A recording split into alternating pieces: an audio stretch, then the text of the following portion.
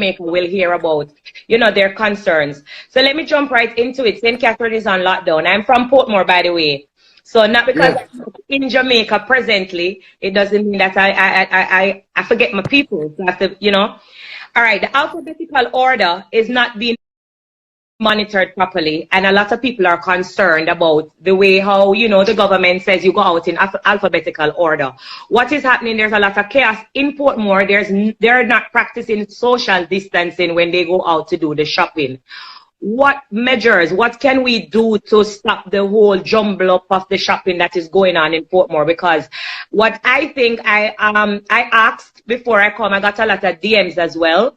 They say that there are police officers out there, but they think the police officers are there to make sure that there's not any outburst of anything.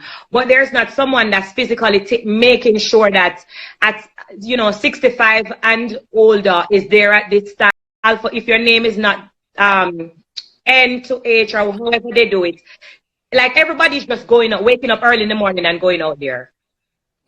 So first of all, Spice, and I appreciate that question, and you have a point. I mean, there are some long lines, particularly that relates to food shopping versus at supermarkets and so on, and that is as a result of some of the restrictions imposed. If you allow me, I want to first of all explain that the government of Jamaica, and this is not just my decision, we have the Honorable Prime Minister Andrew Holness, who is providing great leadership. The cabinet, we deliberate on these things, we discuss it. The reality is that we have had an issue in St. Catherine with the coronavirus, where we had one institution with approximately 1,000 employees, most of whom are from St. Catherine, and there has been an outbreak within that organization. The virus is very, very contagious, meaning that it spreads very easily. If I talk to you and I am too close to you, you can pick it up, and of course you go home to your family members, your friends. So the lockdown was a result of us thinking that the way to try and control it is to discourage movement. Now, I want to say that people need to understand that the last time we had such a public health issue was 100 years ago. That was the Spanish flu in 1918. The world has never seen this. So we're learning as we go along.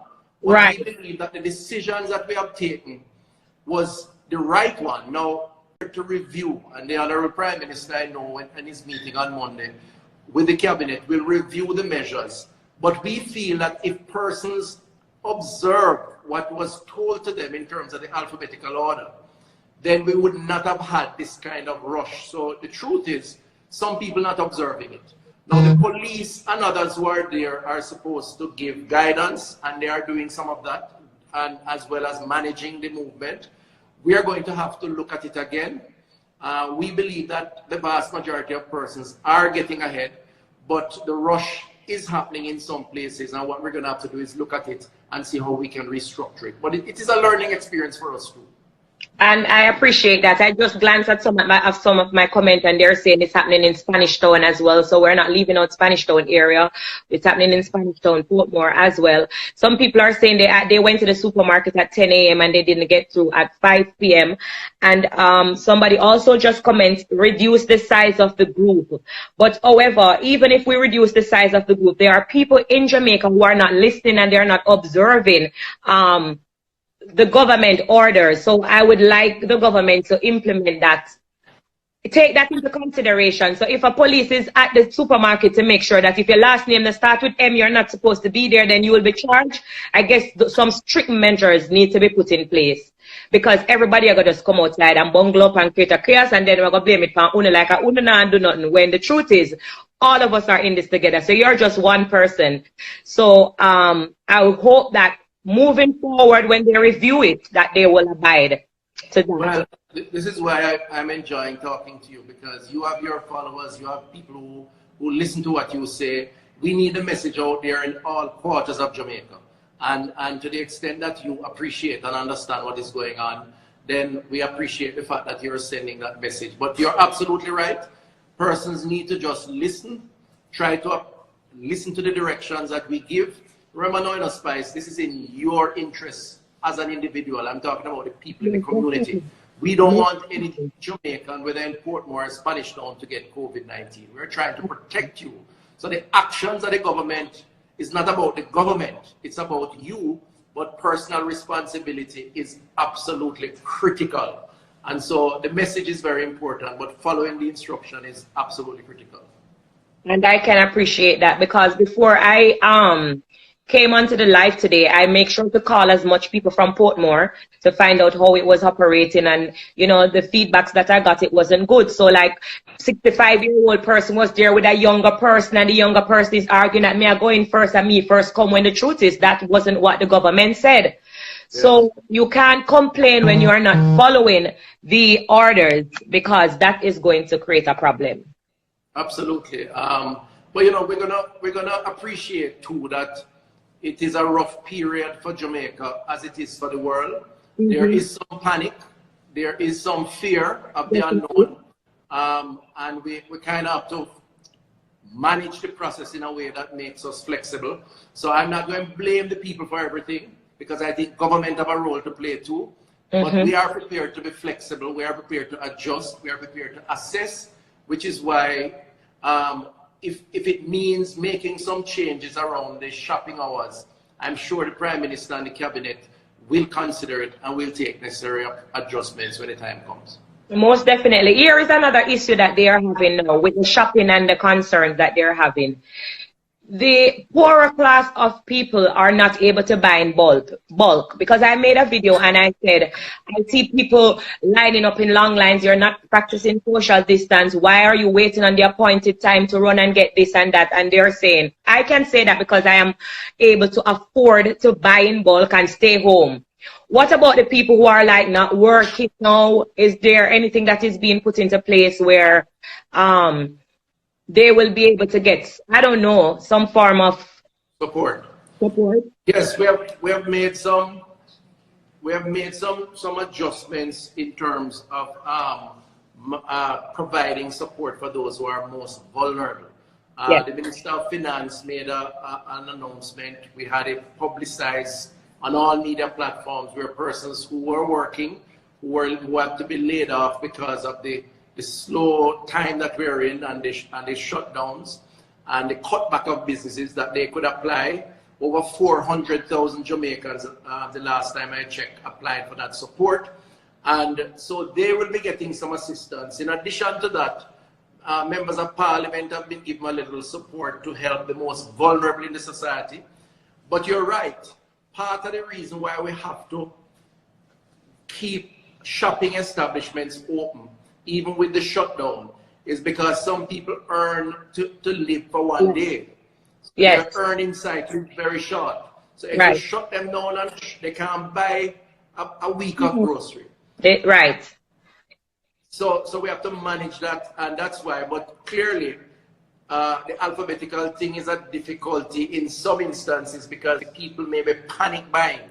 And what we want to reassure Jamaicans is that you don't need to panic, because it's not like we're going to do something that would make you not have for extended periods of time. So if you don't get it today, you'll get it tomorrow.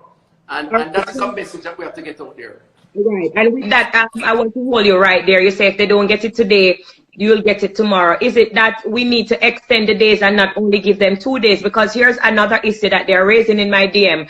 They're saying, but Spice, if I should wait on the alphabetical order or wait on my turn, the amount of people who live in maybe St. Catherine, they may feel like by the time them reach, everything is done. The supermarket don't have enough food to last or to serve them. So they're panicking and they're trying to rush to make sure that they have the little to eat. Right. So I want to clear that up, if I may, because part of even with the restrictions, we do allow the suppliers of food. So the bakers of bread, the manufacturers of flour and rice, the juices, we do allow them the flexibility to keep manufacturing or producing and to deliver. So it's not a case where, because St. Catherine is on lockdown, if the supermarket sells off all the bread today, they won't have any bread tomorrow. Okay. So people must understand that, because we know that people have to eat every day. And so you don't need to buy everything one time, and we know a lot of people don't have the money to buy everything one time. So it will, over time, we will replenish stocks in the supermarkets. All right, good to hear that. Let me jump onto this other concern that I have. Someone from Anova is saying it is the only place without COVID-19. Is that true? Up to recently, I believe, I think we now have a case there. I get briefed every day, a couple times a day. I think we had a case a day ago. The truth is that the COVID-19 is now in every parish across the country, in different numbers. St. Catherine and the Kingston and St. Andrew area are the largest numbers of COVID-19. That's the biggest population of the country in these parishes. And as I said before, because we had the situation with that one institution, that call center, it has jumped the numbers significantly because a lot of the employees got the virus. And it's not just about them, because we have a lot of them, we have contacted most of them. It's about when they go home, their family members, when they go to play football, when they go to church, when they go to wherever. It spreads, so we have to keep things quiet so we can control it, which is why we have the lockdown. I was just going to raise that issue about the Ulrika workers, because a lot of people are saying the people who work there in Portmore, St. Catherine, doesn't necessarily mean that they live there. So why isn't there a lockdown in Kingston area as well? All right, good question, Spice. Good question. The vast majority are from St. Catherine. I mean, I looked at the numbers. Of the almost 800, I would say about nearly 500 are from St. Catherine. Then you have the next most are from Kingston and St. Andrew, and then you have sprinklings in Clarendon and a couple other places. So while we could have locked down the other places, again, our intention as a government is not to create disruption across the board unless it is absolutely necessary. So what we're doing with the public health officers is contact tracing those people in KSA, but we felt it was so big in St. Catherine, we had to take that decision. Remember now, we had also done the same for 7 and 8 Mile Bull Bay, because that community we felt was exposed. We opened that back up. We did the same thing in Cornpeace in Southeast Clarendon. We just opened that back up. But wherever we think the virus is dominant and it is spreading, anywhere in the world you go, the approach is to stop movement for a while, identify the people who are vulnerable, and then treat those people by quarantining them or isolating them. That is how you're going to manage it. Okay, all right. Walk me through the process, because a lot of people are scared to go into quarantine.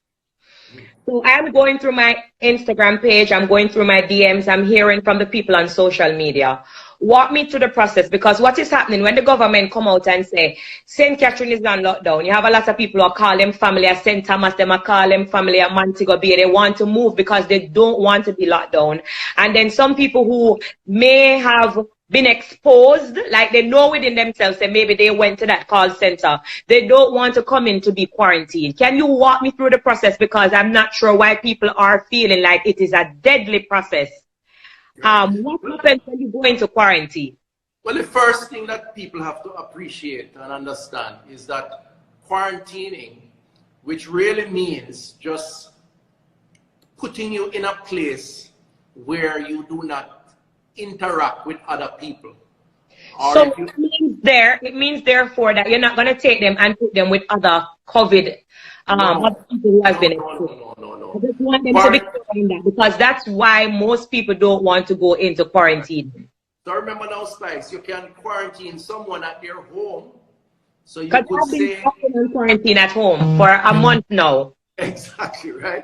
So you can say to somebody, if you examine their home and they have a room and a bathroom access where they don't come in contact with the children or the grandparents or the wife or husband, you could say to them, and the health people will keep in touch with you, stay in that space for the next 2 weeks, because that's the time the virus takes to show.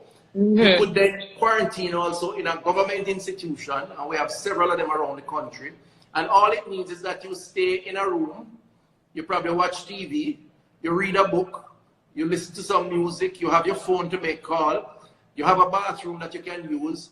But the restriction, the major issue is that we don't want to expose you to others, because if you have the virus, the others will pick it up. So we're trying to protect you and protect others around you, your loved ones, your family members. And then we can also treat you if you have symptoms and signs, and then you move to isolation.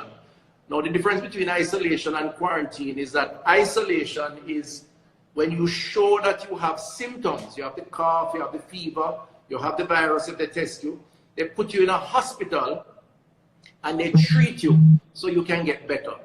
Some people are isolated at home in countries like where you are and in England and so on, because there are so many people with the virus. They make some of them stay home and treat them at home. Right now, we don't have as many, so we treat most of our positives at hospitals. But it's not a bad thing. It's really to protect you and to get you well, and so you don't infect other people. All right. My next question is, since many people have been laid off, I think we spoke about that already. Okay. And we said that the Minister of Finance is making some support for that. Right. Do you have an interest in any PBO?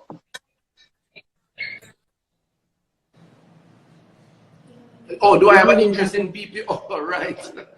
All right. So that question, that has been said, that I have some interest in a BPO. I am not shutting them down. First of all, let me just say I don't. I have no interest in any BPO business. And also, critically, the decision as it relates to the BPO space, I don't make those decisions on my own. This is a cabinet of Jamaica, government of Jamaica decision. All the decisions we take around COVID is discussed with the Prime Minister, who is the chairman, the cabinet of Jamaica, and then we make those announcements. There's a rumor that I have interest in me or some other minister, another colleague minister. That's not the case. In my private life, I have given consulting services to many businesses, but in government, I only focus on what is in the best interest of the country and the people. And the decisions that we make now are in the best interest of the country and the people. All right, someone is asking, well, I'm not sure if this question would be for you or the government, but they're asking about the fixing up of the national arena instead of fixing up the already existing hospital, because there is not enough, I guess. Right. I think I'm having some. Right. So what happens, Spice, is that we expect, just like in America and in other parts of Europe and the world, that a lot of people will get the virus. As I said to you before, that this virus, the last time the world saw a virus like this was in 1918, the Spanish flu, and the Spanish flu killed 60 million or more people across the world. The way they had to deal with it was the same thing we're doing now. Social distancing, staying aware, shutting down, stopping movement. But the fact is, because of the numbers of people who will get ill, we have to set up our hospitals to accept them, but we don't have enough hospital beds to deal with all of them. So the national arena is being retrofitted, meaning we're transforming it for a while into a hospital by putting in partitions, putting in beds, and we're doing that to prepare for the possibility of a lot of people having the disease. Because as a country, as a responsible government, we don't want people to have it and they can't get medical service. And the truth is, many countries in the world are doing that. If you look in Europe, you see people transforming arenas into Most hospitals. Definitely. They're doing all of that stuff, so that we're not the only people doing it, but we have to do it for our people, because we want to make sure that we are prepared just in case that we need it. And when it passes, we will we go back to normal as people would expect. Someone is asking, how many respirators does Jamaica have? All right, so we know we are just about 100 or a little over 100. that is the target that we had set for ourselves, because based on how we think the virus will spread and the number of people who will need hospitalization and those who will be serious to require a ventilator, we think that would be a sufficient amount, because different people will come at different time. Now, bear in mind, Spice, and I want to say that to Jamaicans and to your listeners, most people who get COVID won't need hospital. You know, next year this time, I believe COVID is going to be like the flu. There's likely to be a vaccine, and you get the vaccine just as how we used to get it. You build up your resistance. The population would have resistance because it's moving through the entire world. So you get it, you take medication, you get better. Even now, most people who get it don't need hospital, but those who need hospital, you're going to find a percentage of them that need it because it is severe. And those are the people we describe it as comorbid condition, meaning they are hypertension, diabetes, cardiovascular disease, cancers, and they are being treated for cancers. People over 65 whose immune system is weak. Those we call the vulnerable groups.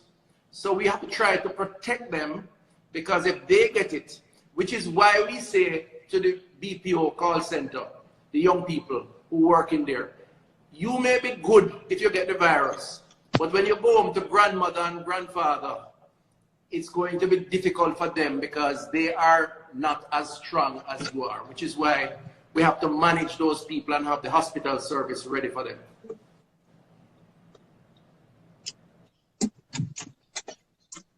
I'm so sorry. I'm so sorry.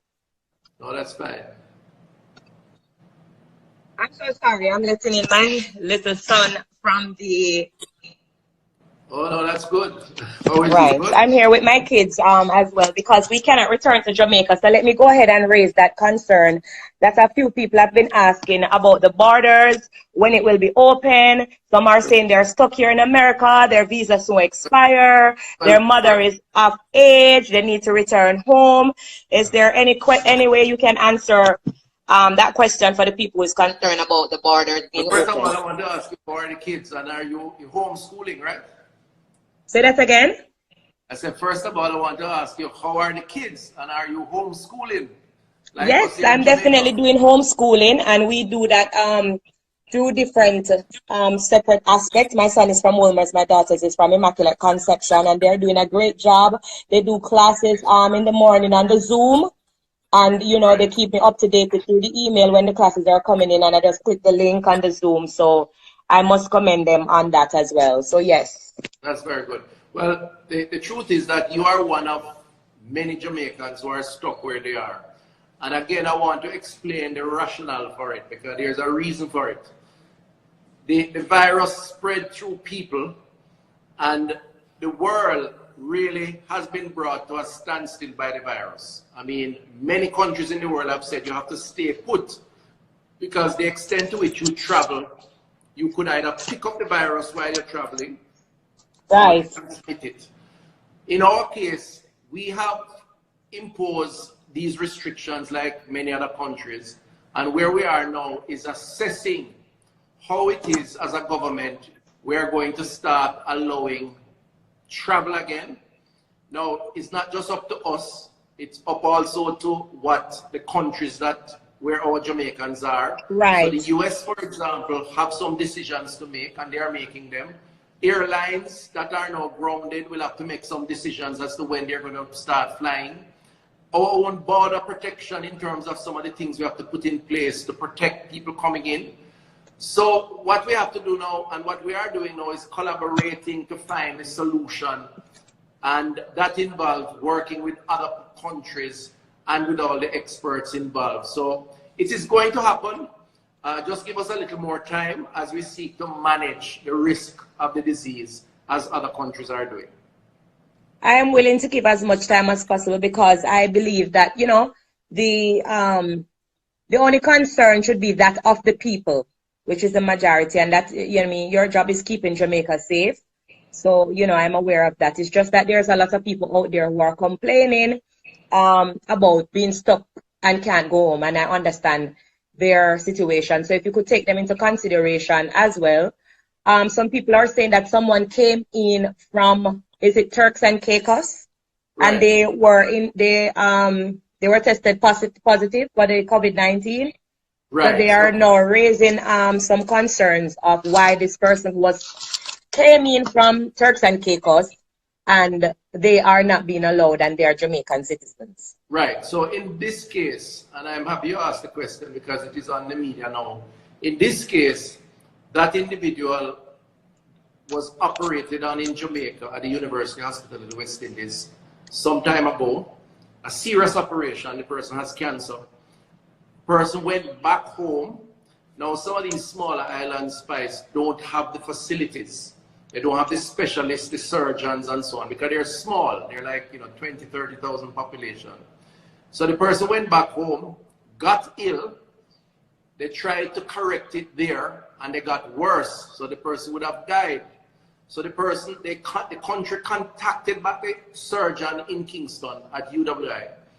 And the university hospital spoke to the ministry, went through the process on compassionate ground with the Ministry of National Security, and they got a permission to be flown in so they can do a second operation. They never knew and did not test until after the operation. They decided to check for COVID. And it is after the operation they realized that the person was positive. So the person was moved into the COVID ward, which we have at the university, and is being treated. But my information is that the doctors were well prepared. They were properly clad. I don't get the impression that anybody was at any major risk.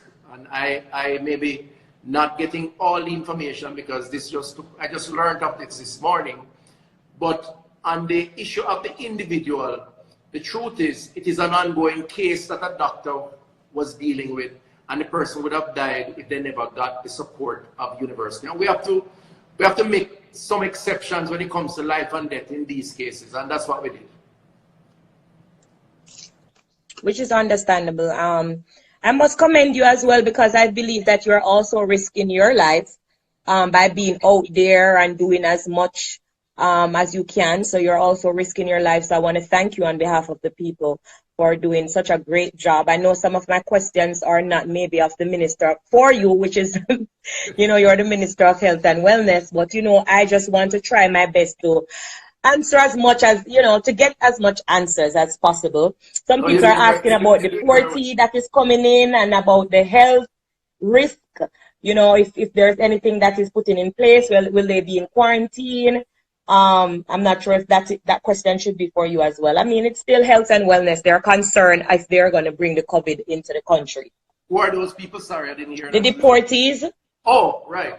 No, man, you can ask me the questions, but if I can't answer it, I just tell you I can't answer it. I mean, that's how we roll. We're gonna roll. Thank you so much. We appreciate the time, and I think everybody else appreciates it as well. As you can see, the amount of views we have right now, they really are appreciating this. So thank you so much. No, and thank you. But on the deportees, again, this is a matter that the Ministry of National Security, Minister Horace Chang, and he does take it to cabinet, so all of us discuss it, Prime Minister, everybody. And it's being dealt with from that level. Now, I can't comment on when or if they will come or when they will come. It's not a matter of if, but when.